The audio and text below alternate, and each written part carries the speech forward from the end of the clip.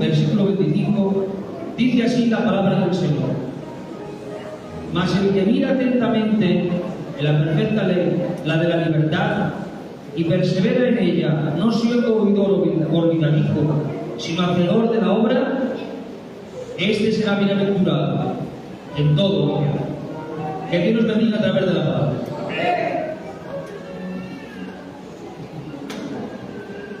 Me salto el contexto para ir al resumen del mensaje. Ya saben mi forma de predicar. Primero, el que solamente oye las escrituras se olvida. El mensaje que nosotros recibimos cuando se nos predica, obviamente es por oírlo. Pero si yo oigo un mensaje, posiblemente me quede con el 5% como mucho, una frase, un detalle, un verso, pero de lo demás no te acuerdas. Me pasa a mí y creo que le pasa a la mayoría.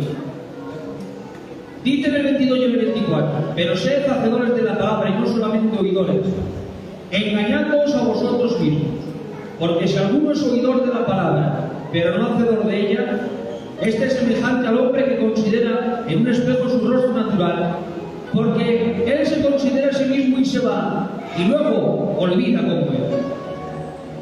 Oidores estaba relacionado con aquellos que se unían a las cátedras, pero no se unían a la iglesia. Cuando dice engañarte a ti mismo en griego, según el verso que hemos leído, significa acoatari, que es escuchar el mensaje de la congregación, pero olvidarte porque no lo has meditado. Engañarte mediante falso razonamiento, es decir amén a la palabra, pero luego seguir conmigo.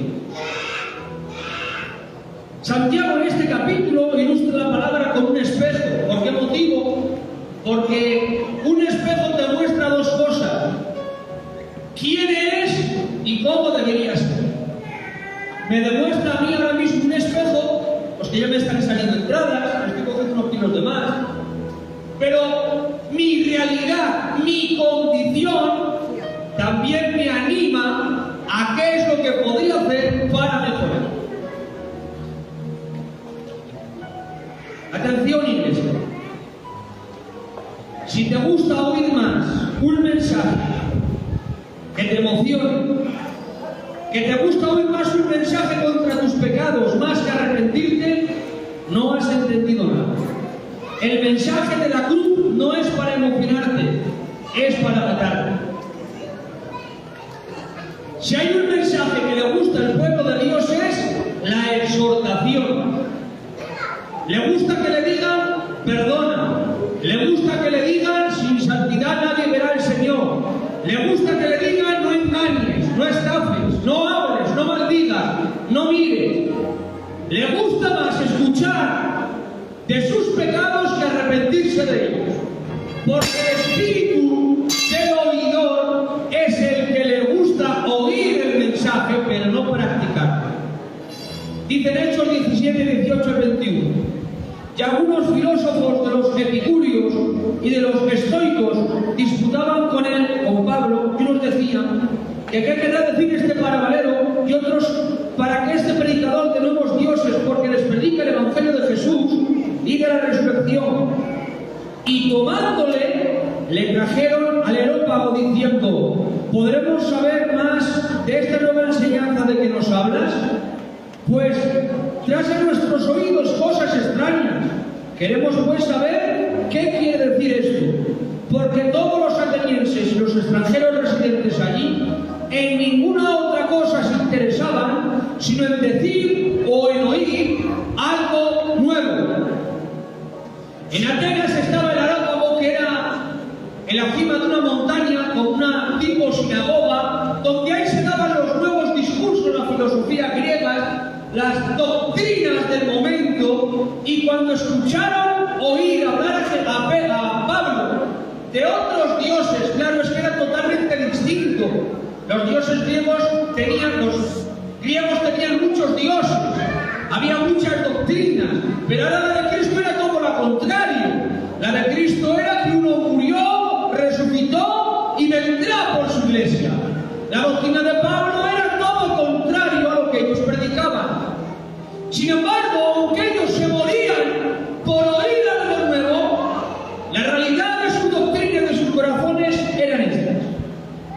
Los epicúreos creían que el mundo se había creado por casualidad y que si había dioses no los atenderían. Por eso su meta máxima era el placer y evitar el peso de la conciencia. Los estoicos creían en el poder de la razón, que el ser humano podía controlar todas sus emociones, estar fuertes mentalmente y dominar las situaciones por ellos mismos. Atención, Iglesia. Los epicúreos buscaban el placer y evitar el dolor de la conciencia. Los estoicos buscaban el poder de controlar todas las cosas con sus propias fuerzas, pero ambos también buscaban oír algo nuevo para no practicarlo.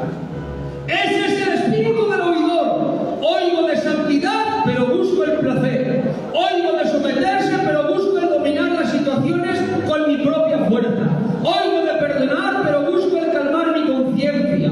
El oidor desea catar y no ingerir. Desea probar, pero no comer. Desea saborear, pero no beber. El oidor desea escuchar algo nuevo sin cambiar su vida antigua. Vuelvo a decir esta frase que tiene vida, créanse. El oidor desea escuchar algo nuevo sin cambiar su vida antigua. Hay un verso en otra traducción que nos dice en 2 de Timoteo 4:3. Pero llegará el tiempo en que la gente no escuchará más la sólida y sana enseñanza. Seguirán sus propios deseos y buscarán maestros que les digan lo que sus oídos mueren por oír. Mueren por oír. El oidor no desea escuchar la palabra de Dios tal y como la Biblia le enseña.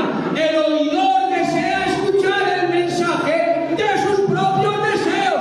¿Cuáles son sus propios deseos? A mí no me exhortes, a mí no me corrijas, a mí no me señales. Dame una nueva enseñanza donde no haya que sufrir por vivir por Cristo, donde no haya que sacrificarse para alcanzar bendición. Quiero decir que todo lo que recibimos es por gracia y no podemos hacer nada para alcanzar nada, pero la gracia también requiere tu docilidad, tu sí, tu voluntad, tu dominio propio. Mira, si vienes aquí al culto a que te calme la conciencia, quédate en tu casa porque te va a servir más provechoso. Aquí al culto no se viene a recibir la restauración de semana tras semana por tu poca capacidad espiritual, porque nunca oras, porque nunca lees y siempre vienes aquí con esta mentalidad. La iglesia es un hospital que me va a sanar las heridas, pero bíblicamente la iglesia no solamente es un hospital que te va a restaurar y que te va a sanar. La iglesia es un campo militar, un búnker que prepara guerreros soldados para salir a la batalla. Iglesia, no digamos, hablemos la palabra.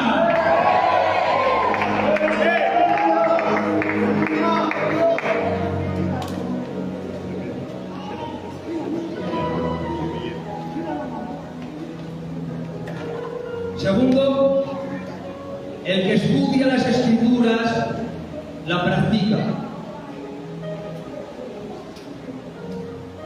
Quiero que se me entienda más que yo grite. Atención. Dice el verso 25, el que hemos leído. Mas el que mira atentamente la perfecta ley, la de la libertad, y persevera en ella, no siendo oidor olvidadizo, sino hacedor de la obra, este será bienaventurado lo que haga. En otra traducción dice: pero si miras atentamente la ley perfecta que te hace libre y se la pones en práctica y no lo olvidas lo que escuchaste, entonces Dios te bendecirá por tu obediencia. Dice el verso: mirar atentamente. En griego significa parakustas, y es inclinarse para mirar una cosa y mirar dentro. No es una mirada superficial, es una mirada con atención, examinando profundamente lo que se está observando. No es mirar el libro desde fuera, es mirar el libro desde dentro, examinándolo. Claro, se puede leer la Biblia como una ruleta mágica, a ver lo que me dice Dios aquí, a ver lo que me dice, y Judas se suicidó, hoy Dios no me está hablando. A ver lo que me dice aquí, Mateo 2, y engendró Abraham, Isaac, Jacob. Es que no me está hablando Dios, claro, es que no estás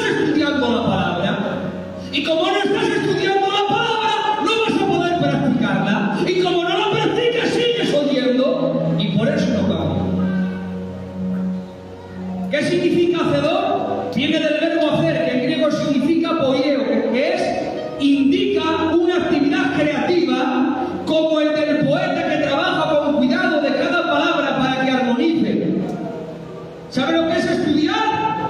Es mirar texto a texto para que no te salgas de la doctrina, mirando como un poeta armoniza verso a verso para que todo rime. Pero claro, es que a mí me gusta más que el pastor me explique cada domingo el mensaje y luego sigo sin leer la Biblia. ¿Cuántas veces hemos escuchado en nuestra iglesia?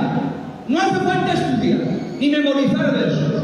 Tú ora y ayuna y ya es suficiente. Lo hemos escuchado muchas veces, ¿no? Claro, yo no quiero apuntar a nadie, pero estoy predicando en mi iglesia.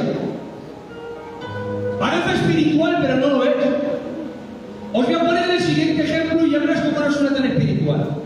Tú no ores, ni ayunes ni intercedas. Estudia la Biblia y memorízala, a que no suena tan bien.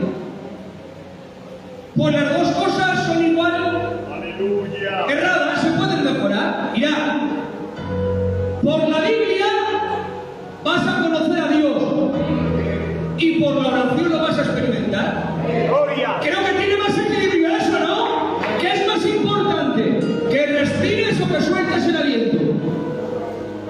Las dos cosas son igual de importantes.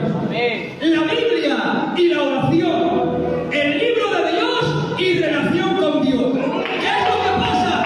Que el estudio de la palabra va unido a la práctica de la palabra. Si no sabes lo que te dice el pasaje, no sabrás que debes practicar. Por eso, si alguien conoces que ha decidido estudiar la Biblia, no lo desanimes, ni vaya tu mente al teólogo frío que sale en YouTube y sin vida, con un cigarrillo en la mano enseñando versos de la palabra. Si alguien desea estudiar la palabra, ¿sabes lo que va a hacer? Va a estudiar la espada de doble filo que le va a quitar la vida.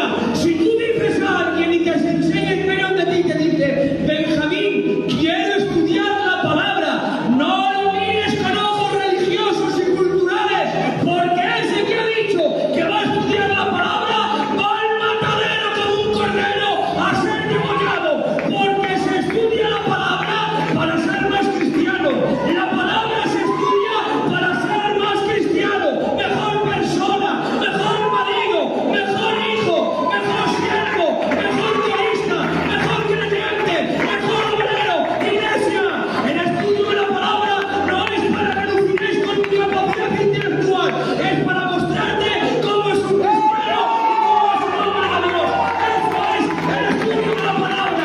El oidor olvidadizo también memoriza textos, también predica y también indica en las convenciones, pero el que estudia la palabra quizás está en esta sala y no será reconocido y no será aplaudido y nunca sube un púlpito y nunca canta una alabanza, pero como ha estudiado la palabra y sabe cómo se comportaba Jesús, sabe lo que pasa, que el fruto identifica a Jesús, no identifica un buen predicador, ni a nuevo grave en Filadelfia, ni a nuevo grupo de adoradores, pero sí a Jesús.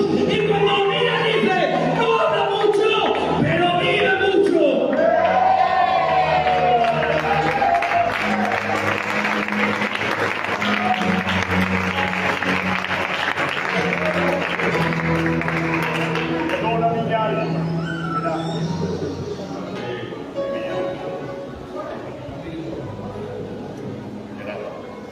Repetir, iglesia, conmigo. El que estudia la palabra la practica.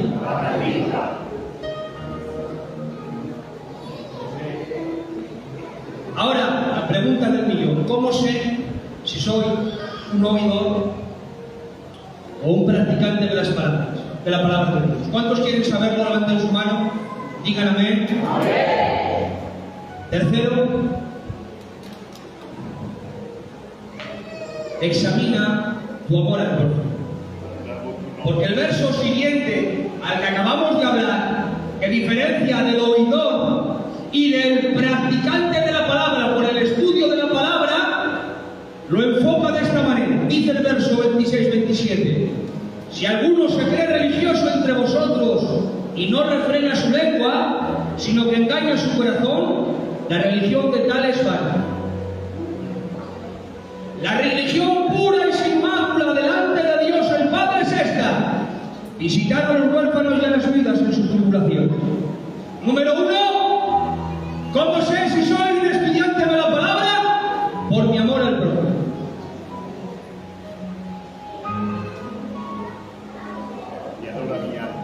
Si lo que escuchas no te lleva a ser más cristiano y mejor hermano, eres un oidor olvidadizo, que goza del mensaje, pero no de los beneficios que trae el mensaje. El que estudia practica y el que practica ayuda. ¿Has visto el verso que ha dicho? Que los oidores, la religión de tales, vana. ¿Sabe lo que significa este verso? Según lo está diciendo en griego, significa tresgeía, y es un culto externo de rituales y liturgias, pero sin vida. Eso es lo que está diciendo Santiago. El oidor que se cree religioso y no refrena su lengua de hacer mal, es rituales pero sin vida. Que cumple pero sin vida. Que asiste pero sin vida. Que ve a un hermano necesitado pero sin vida. El sacerdote y el levita tenían una doctrina extraordinaria. Sabían cómo hacer las ofrendas en el templo, sabía la ley, sabía la Torá, sabía los mandamientos de Moisés, sabía el comportamiento delante de los ancianos, sabía el comportamiento delante del Sanedrín.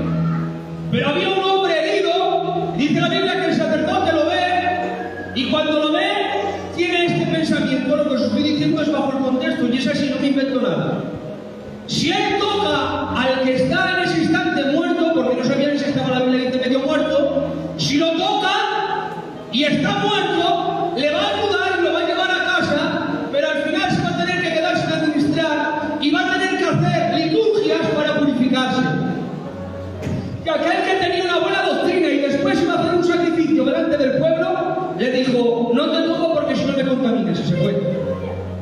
El levita que ayudaba a los sacerdotes era el ayudante para acercarles ofrendas, para darle todo lo que tenían que hacer para hacer el sacrificio, y decía: si te toco me contamina, y al final no puedo administrar, y se fue. Pero por ahí pasaba el samaritano, que en cuanto a doctrina tenía menos fiabilidad que el sacerdote y el levita. ¿Y saben lo que pasó? Que el samaritano y el judío eran enemigos. Date cuenta, lo tenían peor todavía. Tenían peor doctrina y encima eran enemigos. Y sus amigos, sus hermanos, no lo habían ayudado. Él se podía ir, ¿sí o no? Pero dice la Biblia que movido a misericordia, tío Luis, que él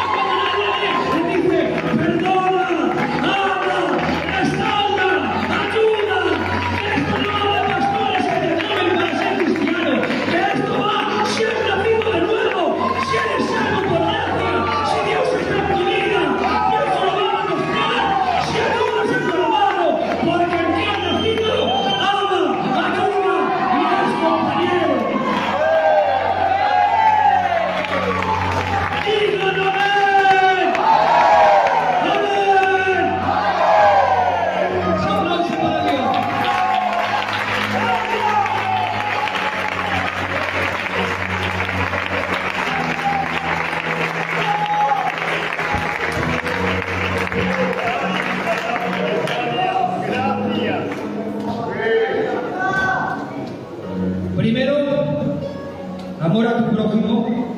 Segundo, ¿quieres saber si eres un hacedor o un oidor? Examina tu amor por guardar la santidad de Dios en tu vida.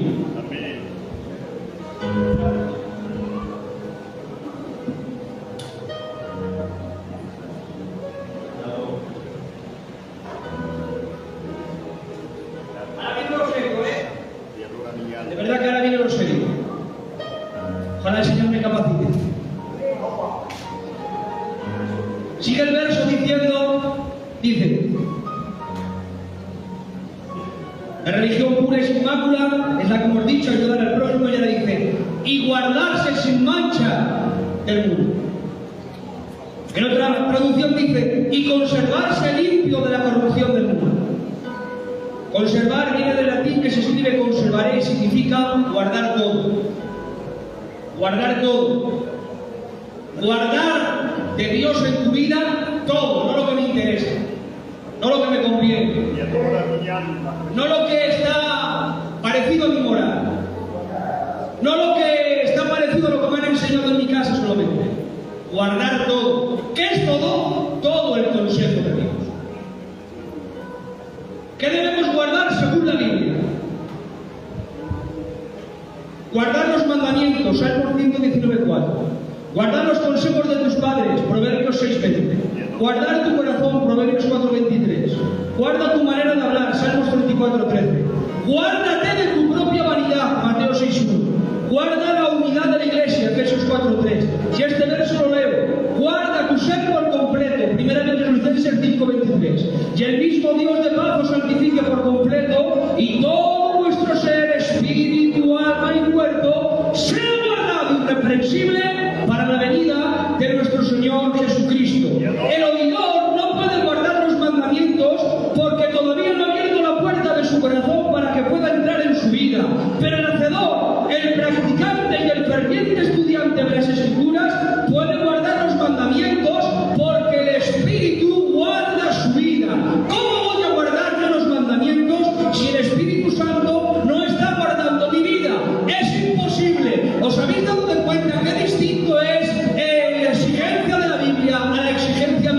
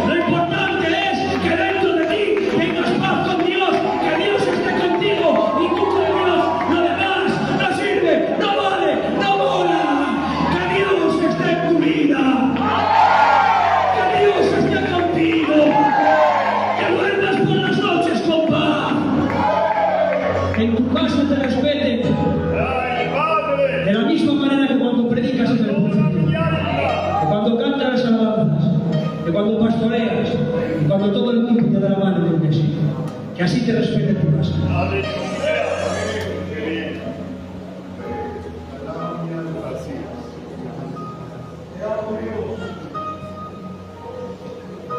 Ahora, ¿quién son los oidores por excelencia? Piensen unos instantes, ¿quién puede ser? Según la Biblia, los oidores por excelencia.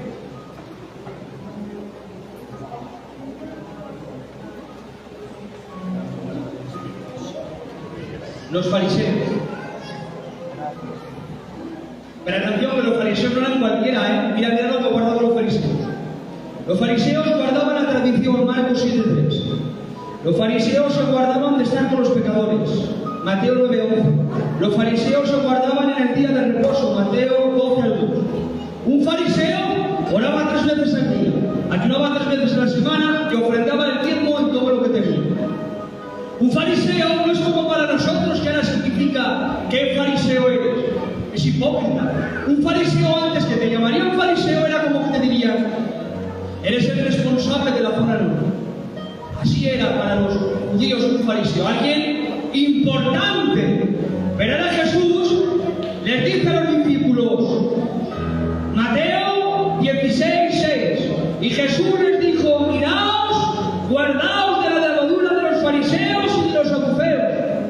¿Por qué? Si guardan el mandamiento, si guardan el consejo de los ancianos, si guardan el día del reposo, si oran 3 veces al día, si ayunan 3 veces a la semana, si son los responsables de la zona, ¿por qué me dices eso? Porque los fariseos limpiaban lo de afuera y no lo de dentro, Mateo 23:25. Los fariseos decían, pero no hacían, Mateo 23:3. Y tantos versos que podríamos decir que los fariseos limpiaban lo de afuera y no lo de dentro, de tal manera que Jesús decía: haced lo que ellos dicen, pero no hagáis lo que ellos hacen. Porque lo que ellos dicen en la ley de Moisés: no matarás, no pegarás, no criticarás, no jurarás, pero luego ellos mataban, pegaban y criticaban. Por eso les decía: no hagáis lo que ellos hacen, pero sí haced lo que ellos dicen. Atención, iglesia, entramos en Jesús con el templo. Si alguien era responsable del cuidado del templo, uno de ellos, el grupo de los fariseos, era uno de los cuidadores del templo. ¿Y cómo tenían el templo? Lo tenían abandonado. De tal manera que cuando Jesús entra y todas las doncellas y todos los hombres empiezan a aplaudir y a decir: Hosana, Hosana, bendito el que viene, y le ofrecían palmeras, le ofrecían mantos calé. Bueno, increíble el recibimiento. Pero el que es un hombre de Dios, mirad a ver, era Jesús. Como Jesús era quien era, cuando entró no le sirvió que le halagarían para no dejar de limpiar. Los halagos del pueblo no le impidió acercarse al templo y limpiar lo que tenía que limpiar, porque Jesús echó fuera a los que vendían en el templo, Mateo 21:12. Si entró Jesús en el templo de Dios y echó fuera a todos los que vendían y compraban en el templo, y volcó las mesas de los cambistas y las sillas de los que vendían palomas. Es como lo que había ocurrido aquí, es como que ahora yo diga que las glorias se traslade al monte y del monte vamos a hacer un mercadillo. Tú hay 5 metros, tú hay 5 metros, tú hay 5 metros, así durante toda la iglesia. Y ahora cuando Jesús entra, ve todo ese panorama y empieza a despachar a todos, tira los puestos al suelo y los despacha. Pero no solamente eso, porque había gente por turnos que entraban distintas horas para instalar su puesto de mercadillo. Y ahora dice la Biblia que él no dejaba entrar a gente con comercio para vender, Marcos 11:16, y no consentía que nadie atravesase el templo llevando utensilios algunos. Significa que los del primer turno lo despachó, y cuando venían los del segundo turno, Jesús estaba ya con la foto de cuerdas diciendo: aún tengo ganas de seguir tirando mesas, atreveros a venir, atreveros a entrar, atreveros a entrar, venga, entrad si sois tan valientes. Atención, y cuando despejó todo, mirad lo que hizo Jesús: dejó entrar a los necesitados, Mateo 21:14, consagró ese lugar como casa de oración y enseñaba cada día, Lucas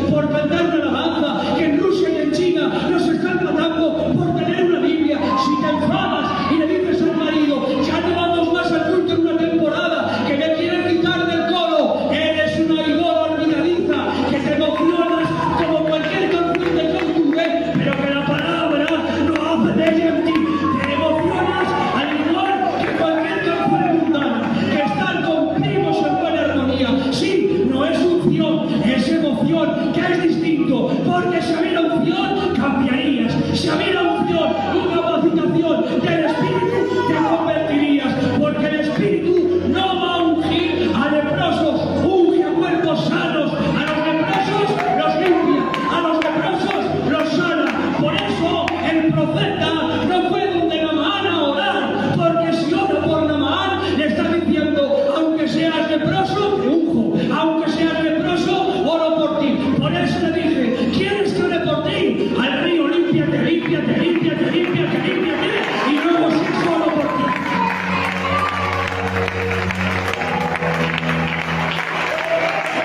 Si yo estuviese en ese lugar, le diría, fariseo religioso, oidor y no practicante, guardador de la letra y no del mandamiento, que guarda las normas pero no al herido, que guardas el sitio de vuestra sinagoga más que la verdad de las Escrituras.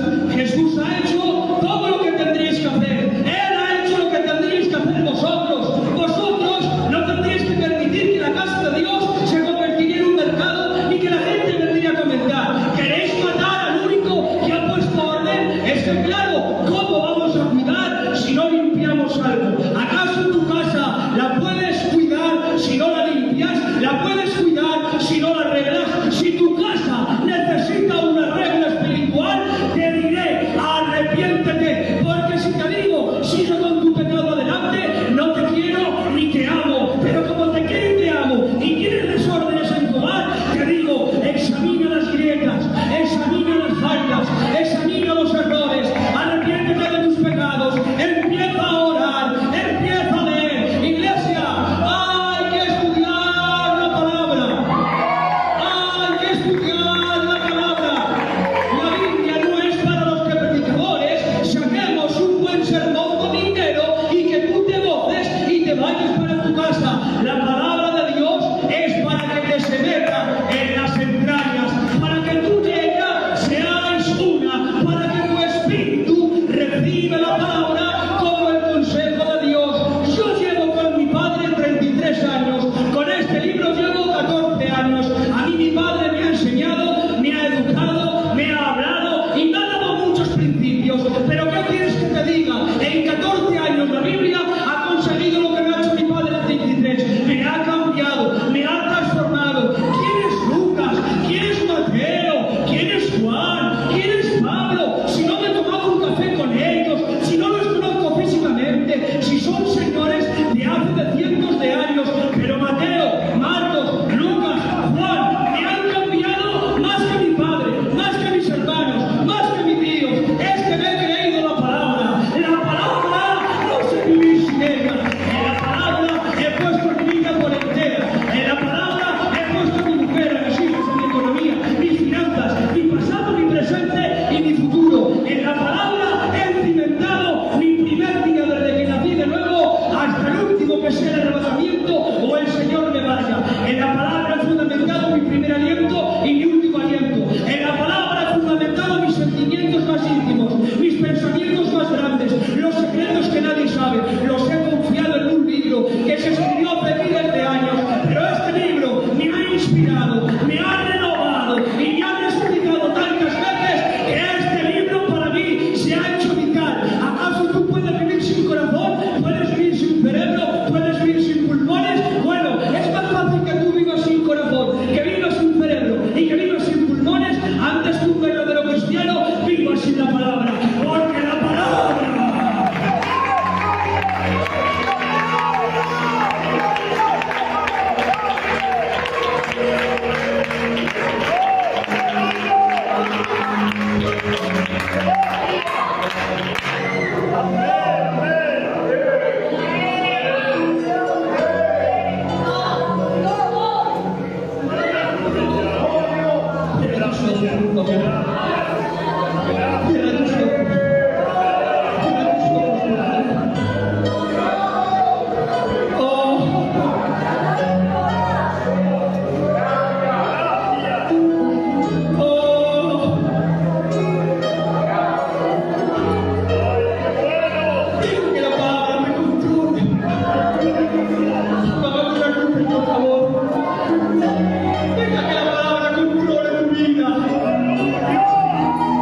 No puedes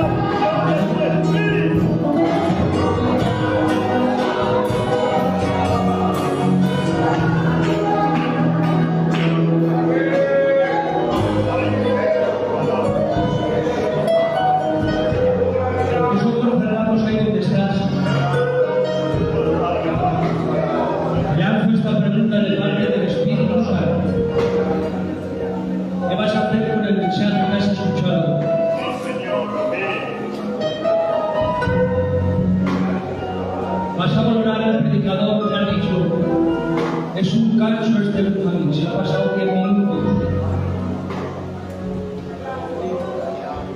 Vas a catalogar y vas a decir que no venga, que es un canso, hombre.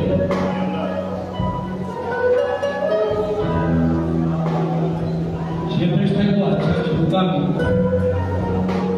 Te vas a ir para casa y vas a empezar a leer la Biblia. ¿Qué es lo que vas a hacer?